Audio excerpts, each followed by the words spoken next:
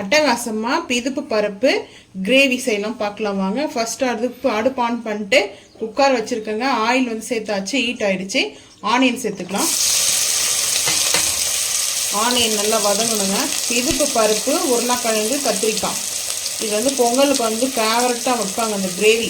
But நான் பொங்கல் நிலைக்கு செய்யலை, ஏன்னா டைம் ஆகிடுச்சு, அதனால நான் செய்யலை.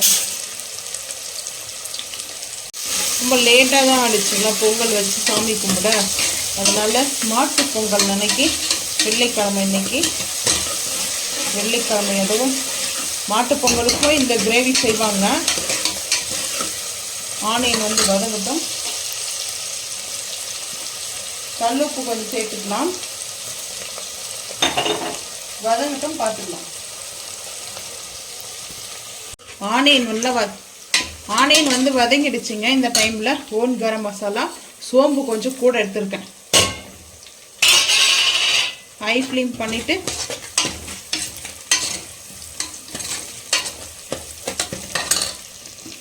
ரம்பா லீஃபு, கருவேப்பிலை சேர்த்துக்கலாம்.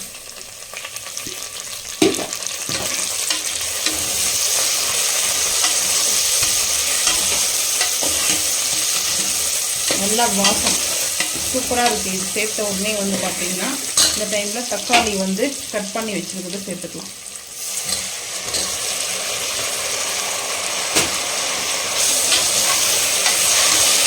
தக்காளி சேர்த்தாச்சுங்க. தேவையான அளவு தான் சேர்த்துக்கிறேன். கிரேவி எந்த அளவுக்கு வேணுமோ அதிகமாக சேர்த்தோம்னா உங்களுக்கு வந்து பார்த்திங்கன்னா அந்த டேஸ்ட்டே மாறிடுங்க. ஸோ இப்போ தக்காளி வந்து சேர்த்தாச்சு, நல்லா வதங்கட்டும், பார்த்துக்கலாம்.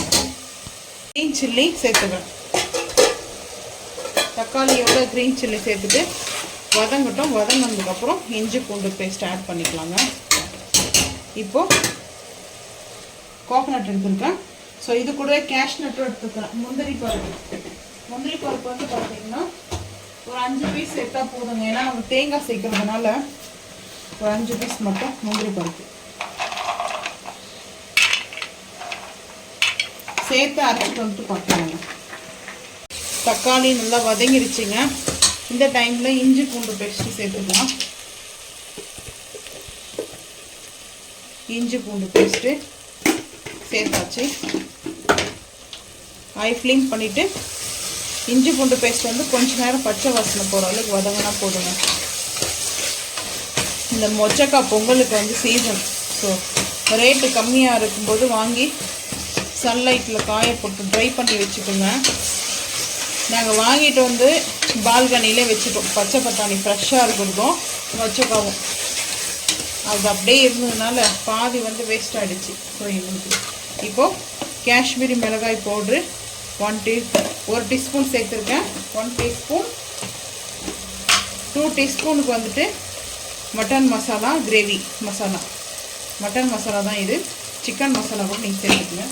அந்த நான்வெஜ் டேஸ்ட்டில் இருக்கும் இந்த கிரேவி வந்து பார்த்திங்கன்னா. பொதுவாக மாட்டு பொங்கலுக்கு சில பேர் வந்து நான்வெஜ் சமைப்பானுங்க. எங்கள் ஃபேமிலியெலாம் செய்வாங்க. ஆடு வந்து பிடிச்சிட்டு வந்து ஒரு ஆட்டை உப்பு குழம்பெல்லாம் போட்டு வச்சுருவாங்க இந்த டைமில். ஒரு வீட்டுக்கு ஒரு ஆடு. ஸோ இப்போ பாருங்கள், நல்லா அந்த மசாலாவோட மிங்கிள் ஆகிடுச்சு. சிம் பண்ணிடலாம். சிம் பண்ணிவிட்டு கத்திரிக்காய்,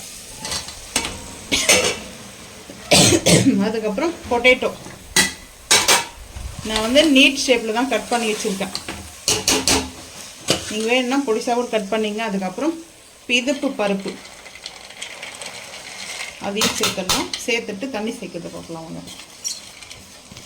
தண்ணி சேர்த்துக்கலாங்க. சேர்த்துட்டு நம்ம அரைச்சிட்டு வந்து தேங்காய் பேஸ்ட்டும் சேர்த்துடலாம்.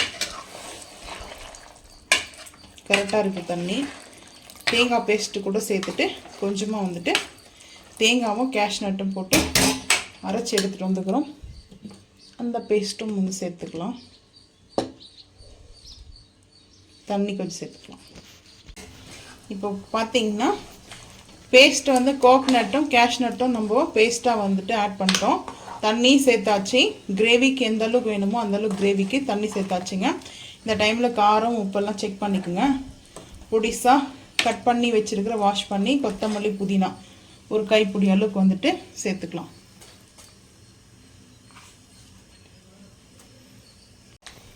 மிக்ஸ் பண்ணிக்கலாங்க. மிக்ஸ் பண்ணிவிட்டு ஒரு விசில் வந்து கம்ப்ளீட்டாக ரிலீஸ் ஆகிட்டுங்க. ரெண்டாவது விசில் வரும்போது நம்ம அடுப்பு ஆஃப் பண்ணிடலாங்க. அவ்வளோதான். 2 விசில் ஃபுல்லாக வந்து வேண்டாம், ஏன்னா நம்மளுக்கு கத்திரிக்காயெலாம் வந்து குழஞ்சிரும்.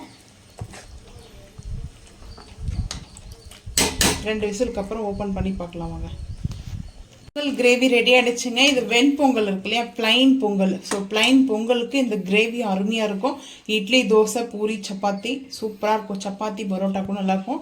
டேஸ்ட் வைஸ் அல்டிமேட்டாக இருக்குங்க. ஸோ நீங்கள் வந்து செஞ்சு பார்த்துட்டு மறக்காமல் வந்து கமெண்ட் பண்ணுங்கள்.